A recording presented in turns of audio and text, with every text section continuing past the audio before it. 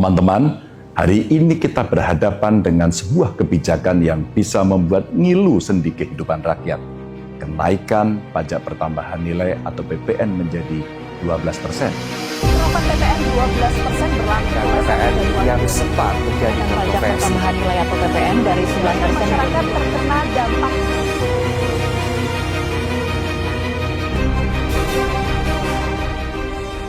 Dengan angka ini, Indonesia menjadi negara yang tertinggi di ASEAN bersama Filipina. Jauh di atas Malaysia yang hanya 8%, Singapura 7%, dan Thailand 7%. Meski ketiga negara tersebut memiliki pendapatan per kapita yang lebih tinggi dibandingkan kita, itulah keadaannya. Tentu ada niat baik di dalam kebijakan ini. Namun, ia mungkin datang pada saat yang salah dan pukulan terberatnya akan diterima oleh mereka yang paling rapuh. Mari kita cermati fakta ini bersama. Dengan kenaikan PPN 12% ini, tiap bulan keluarga miskin akan kena tambahan beban pengeluaran sebesar Rp101.880.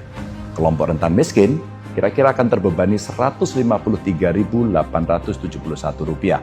Dan untuk kelas menengah, dia akan kena Rp354.293. Di atas kertas, kebijakan ini akan meningkatkan pendapatan di negara. Tapi di lapangan, kebijakan ini memaksa rakyat mengurangi konsumsi, mengorbankan tabungan, atau terjerat utang. Ini bukan soal menyalahkan siapa, tetapi hanya soal mengajukan pertanyaan yang layak diajukan. Apakah ini sebuah keadilan? Saya menyampaikan ini karena khawatir bahwa kenaikan PPN 12% yang dimaksudkan sebagai obat justru menyebabkan sejumlah komplikasi. Saya akan memberikan catatan. Komplikasi pertama, kerapuhan ekonomi. Diakui atau tidak, kenaikan PPN 12% datang pada saat yang salah ketika ekonomi kita sedang melemah. Deindustrialisasi dini menghantam fondasi ekonomi nasional.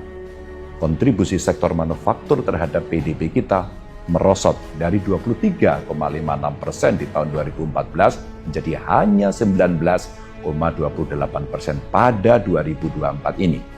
Pabrik-pabrik tutup, mesin-mesin mati, dan buruh-buruh kehilangan pekerjaan. Ini pertanda yang sangat jelas bahwa sektor produktif kita yang seharusnya menjadi tulang punggung ekonomi sedang melemah.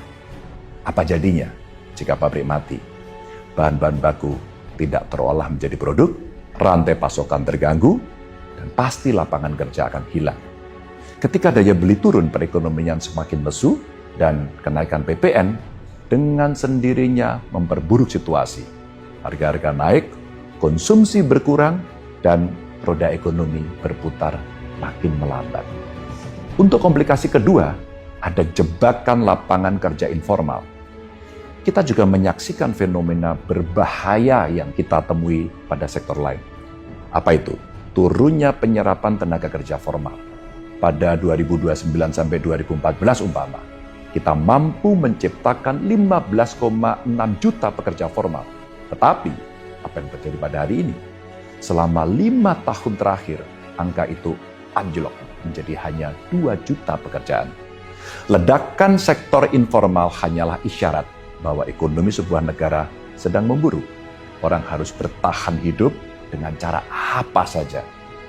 Biro Pusat Statistik mencatat 83,83 juta pekerja atau kurang lebih sekitar 57,95% dari total pekerja Indonesia bertahan hidup di sektor informal. Mereka luar biasa. Dalam situasi ini, kenaikan PPN akan membuat usaha kecil kian tertekan. Ketika masyarakat tidak mampu membeli barang dagangan mereka, siapa yang akan bertahan?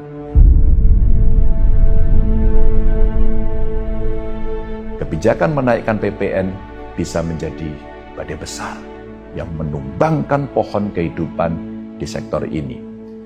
Catatan pada komplikasi ketiga adalah penurunan kelas menengah.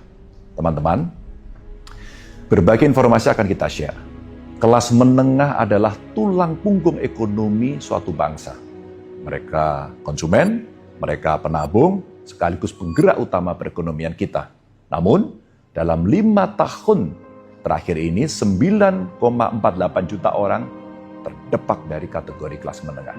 Mereka yang dulunya mampu membelikan buku untuk anak-anak mereka, kini harus memilih antara makan atau membayar cicilan.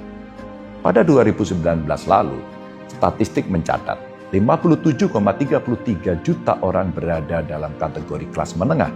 Hari ini hanya ada 47,17 juta. Ini alarm bahaya kelas menengah yang melemah, berarti ekonomi stagnan.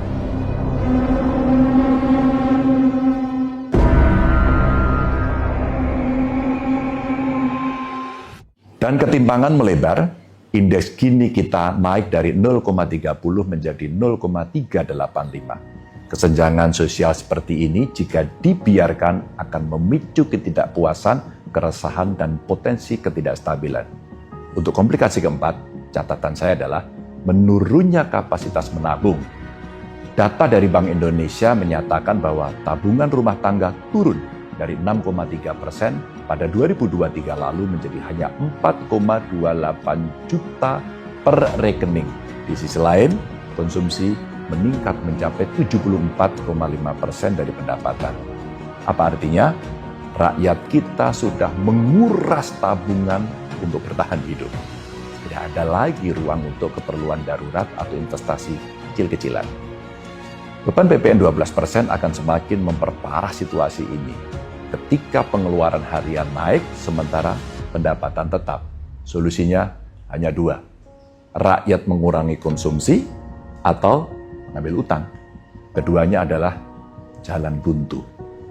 Teman-teman, komplikasi kelima dalam catatan saya adalah dampak ekonomi makro dan tentu PHK massal. Peningkatan PPN 12% akan memicu inflasi kurang lebih 4,11%. Harga barang naik menjadi 9%. Konsumsi rumah tangga akan turun ya kira-kira 40,68 triliun dan output ekonomi anjlok 79,71 triliun. Apa artinya? Roda perekonomian melambat hingga hanya 4,03%, jauh dari proyeksi World Bank sebesar 5,1%. Data-data ini mudah-mudahan bisa menjelaskan imajinasi kita terhadap kondisi ekonominya. Untuk sektor retail, manufaktur, dan jasa menjadi korban yang pertama. 550.000 kurang lebih pekerja berpotensi kehilangan pekerjaan akibat perusahaan-perusahaan yang merugi. Jika kita membiarkan ini terjadi, maka kita bukan saja kehilangan pekerjaan, tetapi juga kepercayaan. Kepercayaan rakyat kepada negara, bahwa negara hadir melindungi mereka. Teman-teman semuanya, kita tahu bahwa pajak adalah sumber pendapatan utama negara. Semuanya tahu. Melalui pajak, negara mampu membiayai layanan publik seperti pendidikan, kesehatan, infrastruktur, dan pelindungan sosial bagi masyarakat miskin dan kelompok rentan. Tanpa pajak yang dikelola secara bijak, negara akan bergantung pada utang atau sumber pendanaan tak berkelanjutan, yang justru membebani masa depan di generasi mendatang. Namun, dalam situasi ekonomi saat ini, kita memerlukan kebijakan perpajakan yang tepat, yang mampu meningkatkan penerimaan negara tanpa mengorbankan daya beli rakyat atau menghambat pertumbuhan ekonomi. Tentu ini tidak mudah dan butuh dukungan semuanya. Menaikkan PPN menjadi 12% mungkin terlihat sebagai solusi cepat, tapi sebenarnya ada jalan yang lain. 1. Terhadap pajak kekayaan yang menarget mereka yang memiliki aset besar bisa menghasilkan kurang lebih 81,6 triliun. Ini mengurangi ketimpangan tanpa membebani kelompok miskin. Lalu ada windfall tax dari sektor tambang dan kelapa sawit. Dengan potensi yang kurang lebih, kita bisalah dapat penerimaan negara 300 triliun. Lalu ada pajak karbon yang tidak hanya mendatangkan pendapatan, tetapi juga menyelamatkan lingkungan kita. Kebijakan-kebijakan ini di samping meningkatkan penerimaan negara, juga memberikan rasa keadilan bagi masyarakat. Teman-teman sekalian, negara ini lahir dari perjuangan para pendiri bangsa. bukan untuk membuat rakyatnya terbebani, tetapi untuk menghadirkan keadilan sosial bagi semua warganya. Karena itu, saya mengajak kepada semua pemangku kebijakan, wakil rakyat, dan seluruh elemen bangsa, yuk, mari kita pikirkan kembali kebijakan ini. Mari kita berani memilih jalan yang lebih adil dan lebih visioner. Mari kita diskusi. Saya selalu yakin bangsa ini akan maju bukan dengan menambah beban, melainkan dengan melepaskan belenggu yang selama ini menahan rakyat.